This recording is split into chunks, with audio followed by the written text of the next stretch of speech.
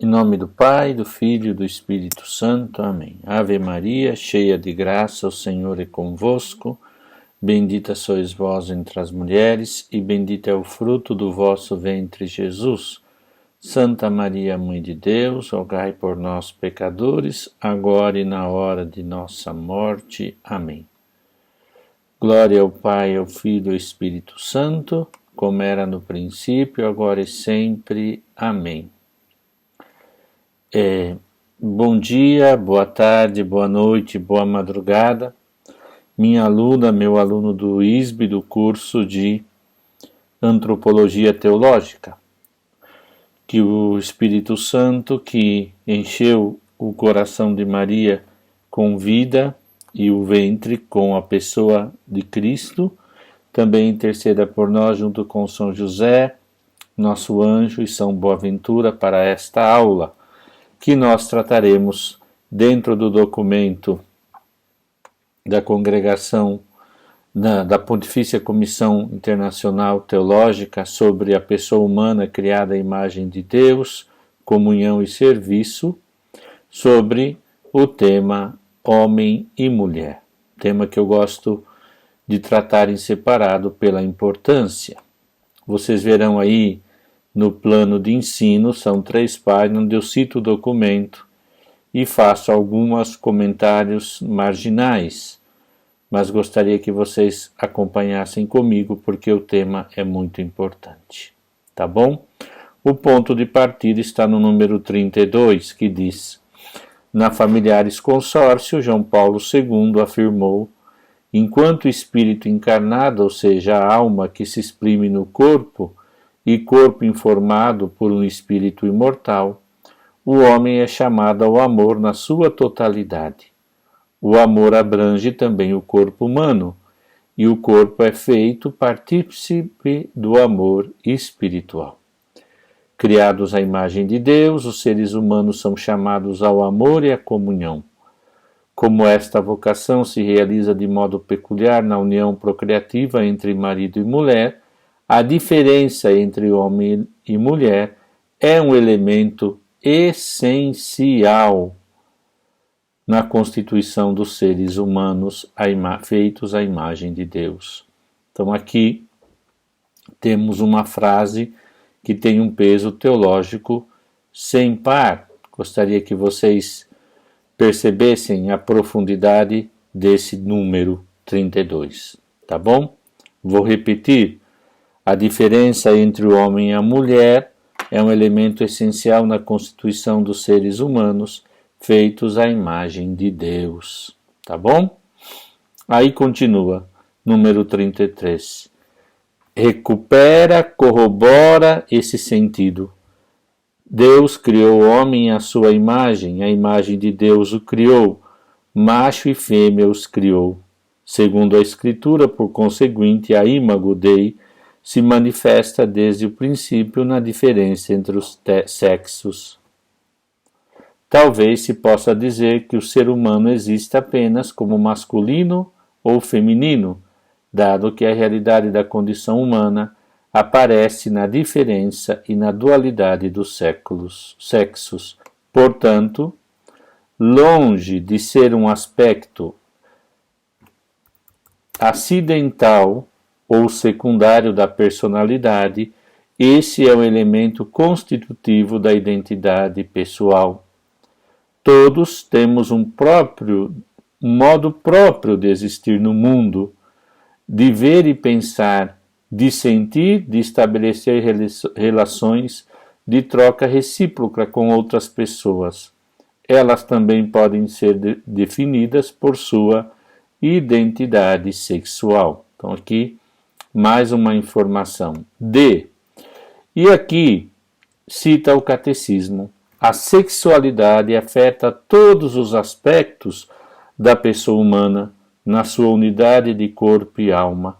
Diz respeito particularmente à afetividade, à capacidade de amar e de procriar, e de uma maneira mais geral, à aptidão de criar vínculos de comunhão com os outros. Nós estamos entrando num tema maravilhoso, que aqui o homem e a mulher, o masculino e o feminino, têm uma forma toda especial e única de se relacionar. Nota E, continuando a explicação. Os papéis atribuídos a um e ao outro sexo podem variar no tempo e no espaço, mas a identidade sexual da pessoa não é uma construção cultural ou social, pertence a um modo específico em que a Imago Dei existe. Número 34, ponto F. Esta, olha só, preste atenção, especificidade se vê corroborada pela encarnação do Verbo. Ele assumiu a condição humana em sua totalidade, assumindo um sexo, mas tornando-se homem em ambos os sentidos do termo, enquanto membro da comunidade humana e como um ser do sexo masculino. A relação entre cada um de nós e Cristo é determinada de dois modos. Depende da identidade sexual própria e da de Cristo. Quer dizer, Cristo dá o primeiro elemento para que a gente possa se identificar como ser humano, cada um no seu gênero específico. Mas vamos continuar, que o tema é lindo e ele nos abre muitas possibilidades, tá bom? Diz assim: além disso, a encarnação e a ressurreição, dizem a nota G, estendem igualmente a eternidade, estendem igualmente para a eternidade a identidade sexual originária da Imago Dei. O Senhor ressuscitado, agora sentado à direita do Pai, continua sendo homem. Podemos ainda observar que a pessoa santificada e glorificada da Mãe de Deus, agora assumida corporalmente ao céu, continua sendo mulher. Então aqui temos a dimensão cristológica e a dimensão mariana, que me parece que que é um tema que ainda precisa, porque eu sou mariólogo, minha preocupação, meu gosto, né, de trabalho, era aprofundar melhor isso, a dimensão feminina na mariologia e a masculina na cristologia. Temos que caminhar ainda um bom tanto para esse tema, para aprofundar melhor isso enquanto pesquisa teológica. No número 35 diz: além disso, a encarnação e a ressurreição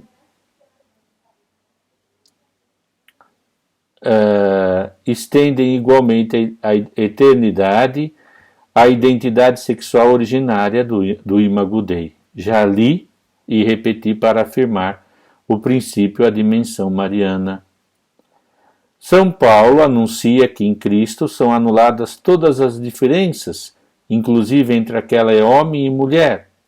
Está afirmando que nenhuma diferença humana pode impedir a nossa participação no mistério de Cristo. E agora a nota aí é muito importante. A Igreja não aceitou as teses de São Gregório de Nissa e de alguns outros padres da Igreja, que afirmavam que as diferenças sexuais como tais ficariam anuladas com a ressurreição. Então, aqui não tem machismo e não tem também uma afirmação do conceito de homem ou de mulher. A nota J irá dizer: as diferenças sexuais entre homem e mulher, embora se manifestem certamente com atributos físicos, de fato transcendem puramente físico e tocam o próprio de cada pessoa. Eu aqui estou procurando um texto que eu gostaria de ter lido para vocês na aula, não vou mentir. Mas eu, como sempre, quando eu junto os livros, tenho um grande problema, que eu misturo tudo aqui, mas eu tinha lido antigamente aqui. Ai, que bom, meu anjinho me ajudou. Eu tenho esse texto, A Mulher, Sua Missão, segundo a Natureza e a Graça, de Edith Stein. que aqui é muito importante, porque Edith Stein consegue, Santa Benedita da Cruz, tratar sobre o tema da mulher, dando todo um jeito muito caro, muito profundo de uma judia cristã sobre a mulher. E nesse texto, vou ler só um pedacinho para dar gosto a vocês, que eu achei muito importante. Diz assim: natureza e vocação da mulher, em Edith Stein. Todo o trabalho da formação que vem de fora, que está falando de formação da mulher, deve contar com a natureza inata. Por isso o slogan dos reformadores da escola: tudo a partir da criança. E diz: qual é a natureza da mulher e qual é o objetivo da formação que ela indica? Diz: quanto a essa questão, gostaria de limitar-me à natureza da mulher como tal. Não pretendo negar a existência de grandes diferenças individuais, que em alguns casos atingem os limites da índole masculina e até os ultrapassam. Toda mulher tem aptidões e dons individuais que as fazem aspirar a uma vocação especial além da feminina em geral. A natureza da mulher é organizada em vista da sua vocação original de ser esposa e mãe. Ambas estão intimamente ligadas entre si. E diz: o corpo da mulher é formado de tal maneira que seja uma carne com o outro e que nutra dentro de si uma nova vida humana. Aqui não é o fato material ou existencial de casar-se ou de ter filhos, mas de ter isto aqui que ela diz: uma carne com o outro que nutra dentro de si a maneira de ser uma só carne e de ter vida, dar vida. Por isso, a alma da mulher precisa ser ampla e aberta a tudo o que é humano. Ela precisa ser cheia de paz para que as pequenas chamas não sejam apagadas por vendavais. Ela precisa ser quente para que as sementinhas frágeis não se congelem. Ela precisa ser clara para que as ervas daninhas não possam alojar-se em cantos e dobras escuras, reservadas para que os assaltos de fora não ponham em perigo a vida em seu interior.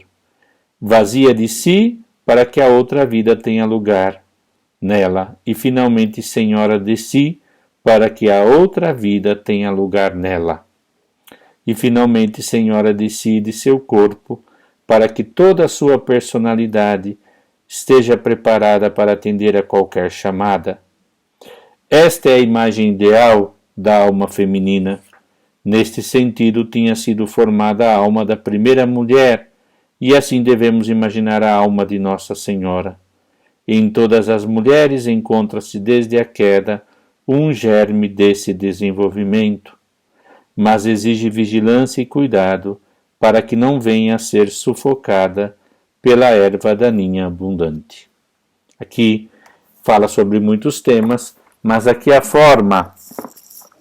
esta forma tão linda que ela cita sobre a mulher, ela é uma fenomenologista que se converte, mas é uma filósofa de grande peso, vai falando sobre esses temas que muito me faz feliz e entende aqui o que o documento quer dizer.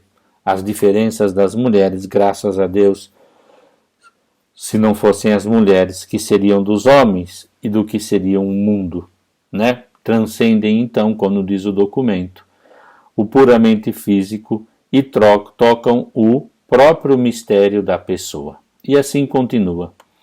Nota K, número 36 do documento. A Bíblia, olha só, não dá nenhum acesso para o conceito de superioridade natural do sexo masculino em face do feminino. Apesar de suas diferenças, os dois gozam de uma implícita igualdade. Como escreveu João Paulo II na Familiares Consórcio número 22 e peço que vocês me deixem ler o texto todo. Vamos lá.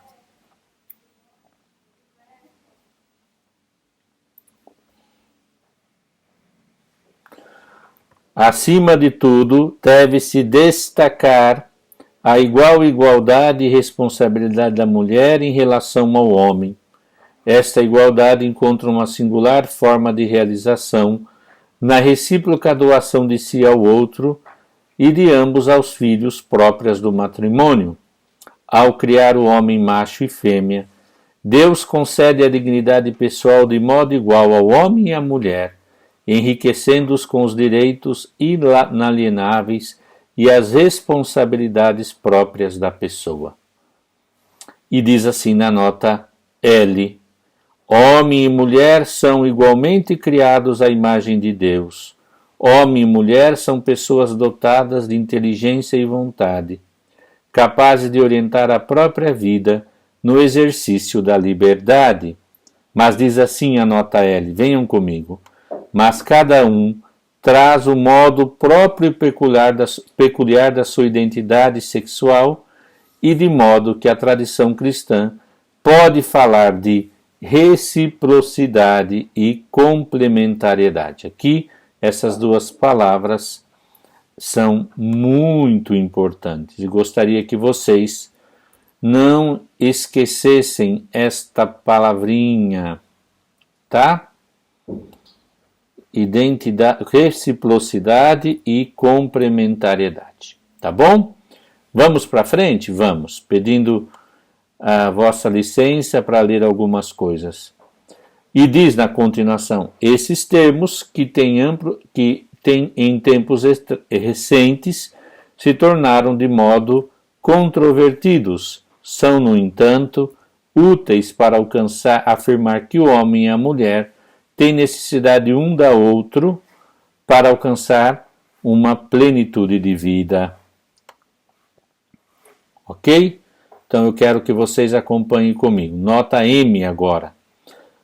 Espero que, compreendendo a pessoalidade da mulher, pequena nota aqui da Santa Edith Stein, Teresa da Cruz, podemos compreender então melhor complementariedade e reciprocidade. E o número 38 diz: a imagem de Deus que se deve encontrar na natureza da pessoa humana, como tal, pode realizar-se de modo especial na união entre os seres humanos. Como tal união tem por meta a perfeição do amor divino, a tradição cristã sempre afirmou o valor da virgindade e do celibato. Isso é muito importante, tá?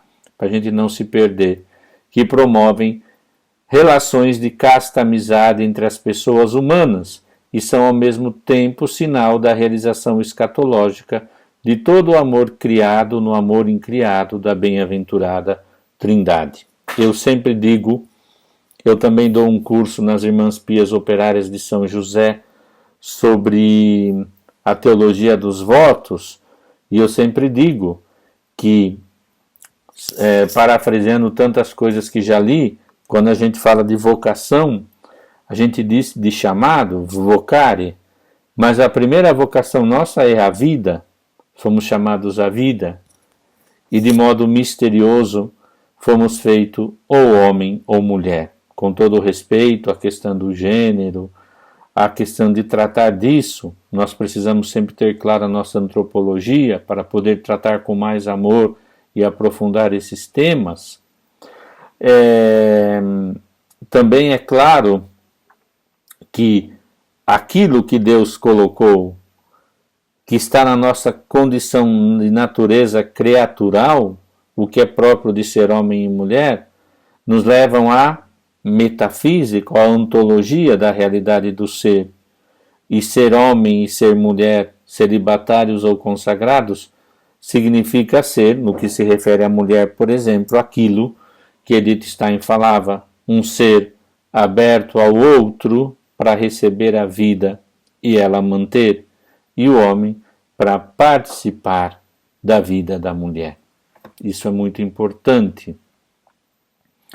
E nessa condição entendemos que, além da questão procriativa biológica, além da questão da paternidade, existem outras formas de viver o que é próprio da mulher e do homem, enquanto vocação. Mas vamos ver agora um pouco mais sobre o que o documento diz. Depois diz, isso eu vou ler de novo. Ao mesmo tempo, sinal da realidade escatológica, que os consagrados são sempre um primado absoluto de Deus, de que todos nós seremos no céu. Justamente a esse propósito, o Concílio Vaticano II esboçou uma analogia entre a comunidade das pessoas divinas entre si e aquela que nos seres humanos são chamados a formar aqui, na Terra. Número 39, a notinha N, diz assim, do matrimônio: se é indubitavelmente verdade que a união entre os seres humanos pode efetuar-se de muitos modos, a teologia católica hoje assevera-se que o matrimônio constitui uma forma elevada de comunhão entre as pessoas humanas e uma das maiores analogias da vida trinitária. Quando um homem e uma mulher unem seu corpo e seu espírito em atitude de total abertura e doação de si, formam uma nova imagem de Deus. A união entre deles em uma só carne não atende simplesmente a uma necessidade biológica, mas à intenção do Criador que os leva a compartilhar a felicidade de serem criados à sua imagem. E aqui fala na nota O que o matrimônio também é um caminho eminente de santidade, como é da vida consagrada. O Concílio Vaticano também, última nota, frisou o significado profundo do matrimônio. Os cônjuges cristãos, em virtude do sacramento do matrimônio, significam e participam do mistério da unidade e de fecundo amor que se dá entre Cristo e a Igreja. Auxiliam-se mutuamente para alcançar a santidade na vida conjugal, educando a prole. Então aqui, se vocês verem algumas notinhas que eu fiz excepcionalmente em alguns guias de estudos, eu coloco palavras-chave, né? Tipo assim, imagem de Deus na diferença sexual. Depois eu coloco assim, são palavras técnicas, né? A identidade sexual da pessoa não é uma construção cultural ou social, pertence ao modo específico que a Imago Dei existe. Tem a dimensão cristológica, a dimensão mariana, que, como eu já disse para vocês, que a Bíblia não dá nenhum acesso para falar superioridade natural do sexo masculino e feminino. Homem e mulher são capazes de viver na liberdade, a reciprocidade e complementariedade. Há uma dimensão trinitária, esponsal e uma via de santificação. E aqui queria fazer um pequeno comentário.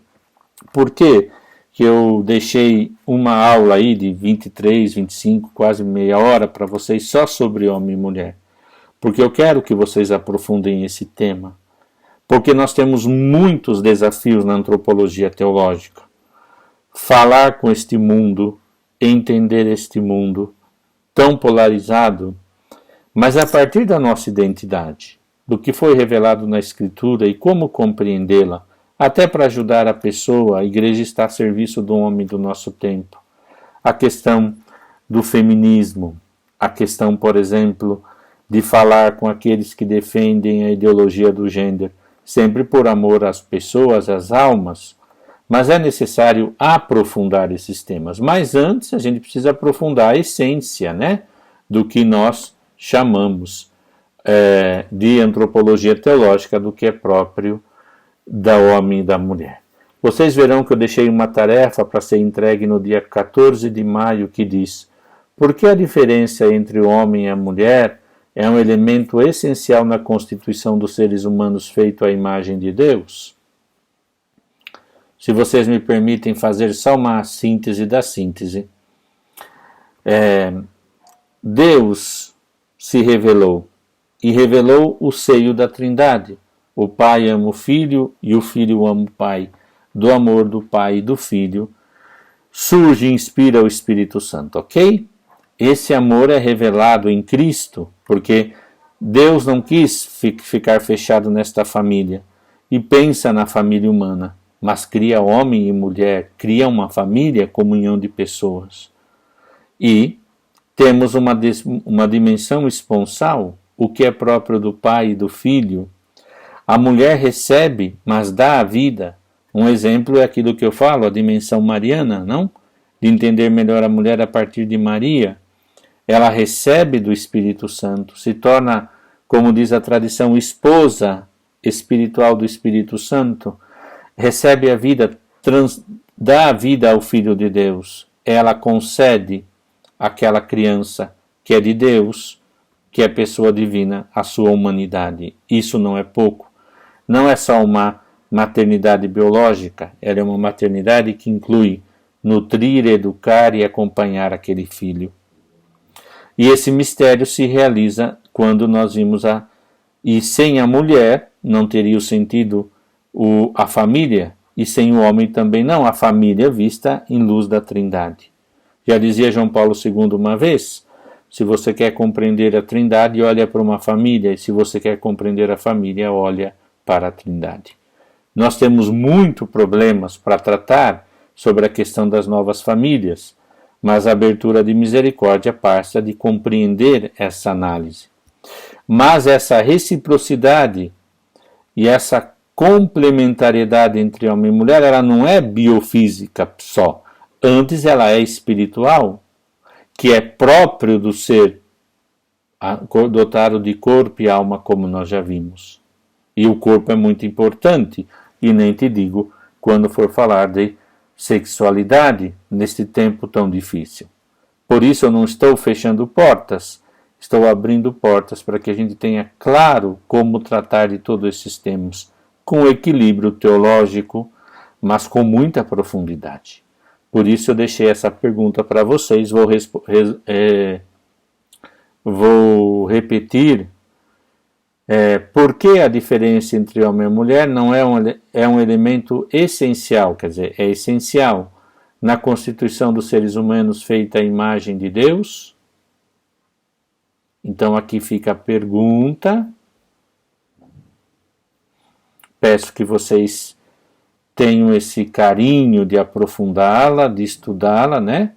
Para que a gente possa aprender mais sobre esse tema tão lindo, tá bom? Eu peço desculpas de qualquer precariedade, de qualquer falta. Eu estou fazendo o máximo para ser muito narrativo e algumas coisas eu preciso ler. Escolhi colocar esse documento no inteirinho do nosso curso porque percebi que na formação das aulas remotas precisava de um texto que me desse pincelasse alguns pontos essenciais para a nossa análise. Agradeço muito, desejo a vocês paz e bem. Obrigado.